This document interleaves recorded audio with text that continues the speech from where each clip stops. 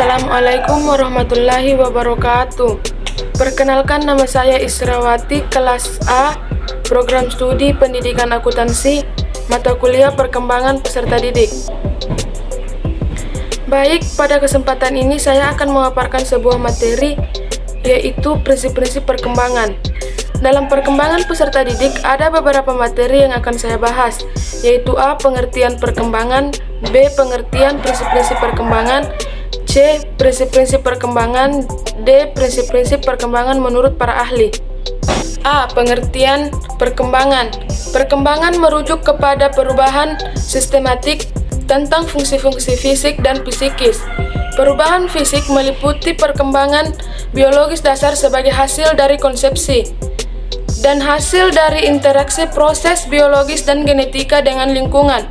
Sementara perubahan psikis menyangkut keseluruhan karakteristik psikologis individu seperti perkembangan kognitif, emosi, sosial, dan moral. B. Pengertian prinsip-prinsip perkembangan. Prinsip perkembangan dapat juga diartikan sebagai kaidah atau patokan yang menyatakan kesamaan sifat dan hakikat dalam perkembangan. Dalam pernyataan lain, prinsip perkembangan adalah patokan generalisasi mengenai sebab dan akibat terjadinya peristiwa perkembangan dalam diri manusia. C. Prinsip-prinsip perkembangan. 1. Pertumbuhan perkembangan sebagai proses. Pertumbuhan dan perkembangan pada setiap individu selalu berproses untuk menjadi. Dengan demikian, individu sebagai suatu organisme merupakan sistem yang hidup dan sistem yang terbuka karena selalu mengalami perubahan dan kemajuan, sifatnya dinamis. 2. Semua aspek perkembangan saling memengaruhi. Setiap aspek perkembangan individu, baik fisik, intelektual, emosi, sosial, maupun moral spiritual, satu sama lainnya saling memengaruhi. Pada umumnya, terdapat hubungan atau kolerasi positif antara aspek-aspek tersebut. 3. Perkembangan yang terjadi pada tempo yang berlainan. Perkembangan fisik dan psikis mencapai kematangannya terjadi pada tempo atau waktu yang berbeda. Ada yang cepat dan ada yang lambat. Contoh, otak mencapai bentuk ukurannya yang sempurna pada umur 6-8 tahun. Tangan, kaki, dan hidung mencapai pertumbuhannya yang maksimum pada usia remaja dan imajinasi kreatif berkembang dengan cepat pada masa kanak-kanak dan mencapai puncaknya pada masa remaja. 4. Perkembangan mengikuti pola dan arah tertentu. A. Cephalocaudal. Perkembangan itu dimulai dari kepala ke kaki. Artinya, matang duluan itu adalah bagian atas kemudian ke bawah dan tidak mungkin terbalik. Dan proximadisal, perkembangan itu bergerak dari tengah. B. Struktur melalui fungsi, yang berarti bahwa anggota tubuh individu akan berfungsi setelah matang strukturnya.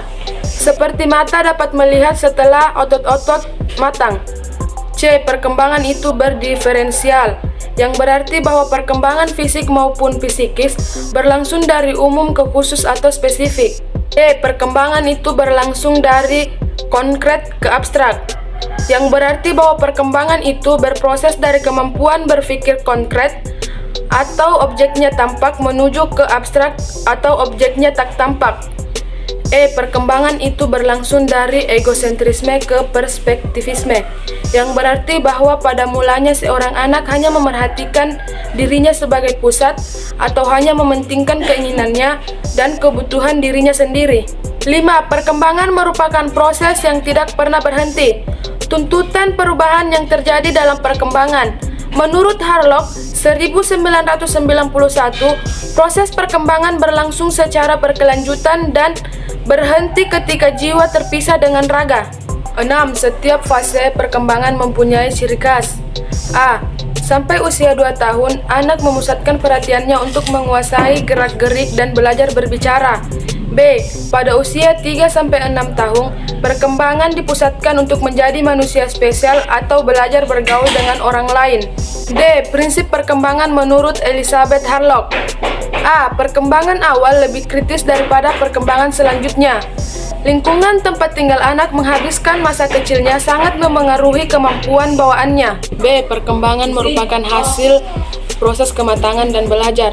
Proses kematangannya yaitu terbukanya karakteristik yang secara potensial sudah ada pada anak atau individu yang berasal dari warisan genetiknya. C. Pola perkembangan dapat diramalkan.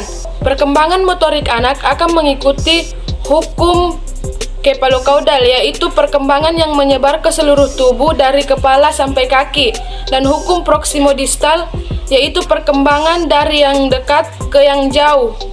D. Terdapat perbedaan individu dalam perkembangan. Sebagian anak berkembang dengan lancar memasuki tahap demi tahap, sebagian anak lainnya berkembang dengan sangat pesat, dan sebagian anak yang lain mengalami penyimpangan. E. Setiap tahap perkembangan memiliki bahasa yang potensial.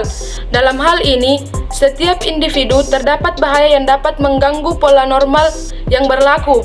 Salah satu bahaya yang ada yaitu lingkungan tempat tinggal anak yang dapat menyebabkan penyesuaian fisik, psikologi, dan sosial anak terganggu. F. Adanya perubahan. Seorang anak selama proses perkembangan mengalami perubahan yang mencolok di antaranya, yaitu 1. Perubahan ukuran fisik dan mental. 2. Perubahan proporsi. 3. Hilangnya ciri lama. 4. Mendapatkan ciri baru.